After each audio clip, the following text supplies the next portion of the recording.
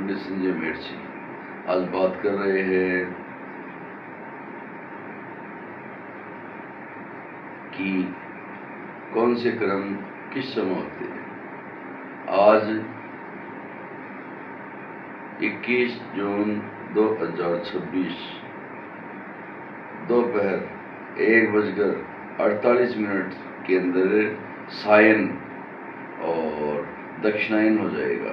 देखिए, सूर्य दो ही होता है, एक तो उत्तरायण होता है, एक दक्षिणायन होता है। तो कर्क राशि से लेकर के मकर राशि तक दक्षिणायन का सूर्य रहता है और मकर राशि से लेकर के कर्क राशि तक सूर्य उत्तरायण रहता है।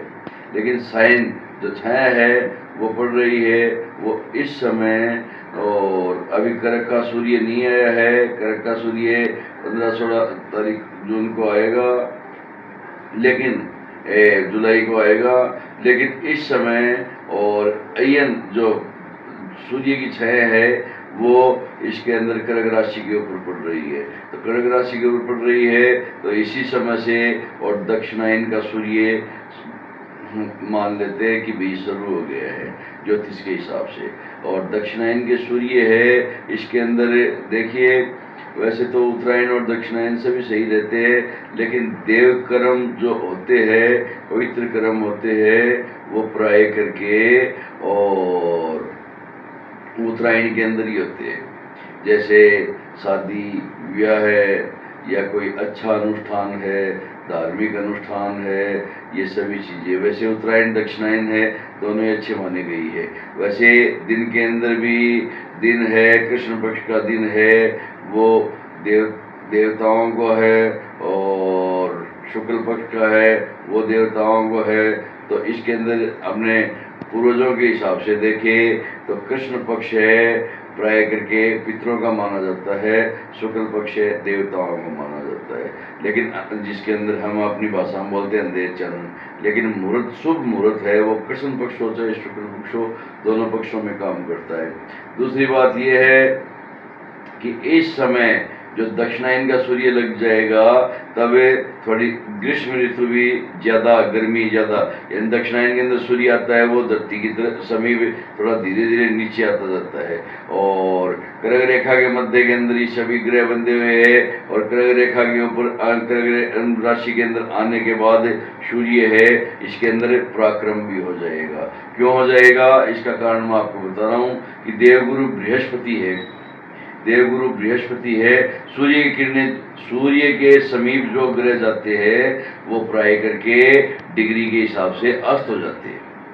अब गुरु है जो ये 15 गुरु है, अस्त होगा 15 जुलाई 2026 को, और 21 जून है जो कि अभी चल रही है इस 21 जून को, और अयन ऋतु है जो दक्षिणायन है उत्तरायण है उसके सूर्य के अंदर कर्क के मध्य में आने से और वो शुरू हो गई है। और सूर्य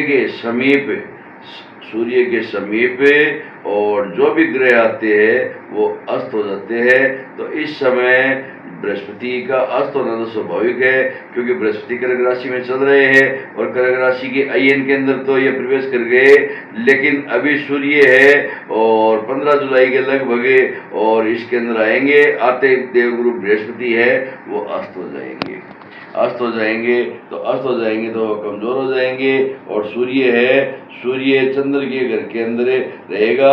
वैसे सूर्य बृहस्पति की युति है, पराक्रम योग बन रही है, लेकिन थोड़ा कमजोर होने के कारण से और फिर बाद के अंदर देवगुरु बृहस्पति भी अपना पूर्ण फल नहीं दे सकते हैं। और सूर्य है वो भी चंद्रमा के घर के अंदर पूर्ण फल नहीं दे सकते हैं। ज़्यादातर मेष राशि के अंदर पूर्ण बली होते हैं, बुध के साथ बली होते हैं, क्योंकि इसके अंदर अंश डिग्री के अंदर जल्दी सी और बुध अस्त नहीं होता है। लेकिन इस समय है आप अगर भगवान सूर्य नारायण की उपासना, देवगुरु बृहस्पति की उपासना करेंगे और कोई भी शुभ मुहूर्त करना है तो उसके अंदर लगन को बलि मानना चाहिए। लगन देख करके ही आपको मैंने पहले भी बताया था पहले वीडियो के अंदर कि लगन है, लगन का बहुत बड़ा महत्व होता है। जन्म के लगन को छोड़ना चाहिए, बाकी लगन है उनके अंदर अगर शुद्ध लगन आ रही है तो शुद्ध लगन को लीजिए, क्योंकि शास्त्र में भी दे रखा है कि अथय प्रियाचार्या लगन साधिया समीचीन लगन बले न कुयोगा नाम मृत्यु कर कचादी नाम नासम भवंती शेष है कि मृत्यु योग हो कोई भी हो, जिस तरह से सूर्य उदय होने के ऊपर अंधकार स्वतः नष्ट हो जाता है, उसी तरह से एक शुद्ध मुहूर्त है सूर्य शुद्ध लगन के अंदर है, और जो शुभ मुहूर्त है वो सारे दोषों को समाप्त करता है। इसी के साथ मैं बता रहा हूँ कि